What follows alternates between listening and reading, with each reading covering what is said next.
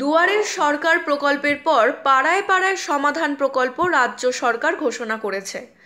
এবার ছুটির দিনে দেখা গেল উত্তর চব্বিশ পরগনার বসিরহাট মিনাখা ব্লকের চৈতল গ্রাম পঞ্চায়েতের নেরুলি নিমিচি চৈতল সহ বেশ কয়েকটি গ্রাম সরজমিনে খতিয়ে দেখলেন BDO Selim Habib, joint BDO Priyanka Mondal, গ্রাম পঞ্চায়েতের উপপ্রধান আমিরুল ইসলাম সহ প্রশাসনিক আধিকারিকরা।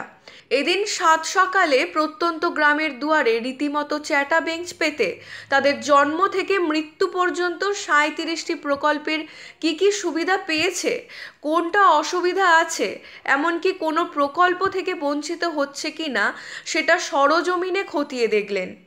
পাশাপাশি তাদের অভাব অভিযোগের কথা খাতায় কলমে লিপিবদ্ধ করলেন। এদিনে প্রায় 5টা গ্রামের কয়েক হাজার গ্রামবাসীর সঙ্গে পাড়ায় পাড়ায় সমাধান প্রকল্পের কর্মসূচি নিয়ে তাদের সঙ্গে নিজের মতামত এবং গ্রামবাসীদের কথাবার্তা ও মত বিনিময় করলেন। বিডিও সেলিম বাবু উপপ্রধান আমিরুল ইসলামকে প্রশংসা করেন। প্রান্তিক গ্রামের মানুষের হাতে সরকারি প্রকল্প পাইয়ে দিয়ে রীতিমতো রাজ্য সরকারের কাজকে আরও এগিয়ে নিয়ে যাচ্ছেন। Bureau report, U Bangla TV. U Bangla TV, হৃদয় ছুঁয়ে যায়।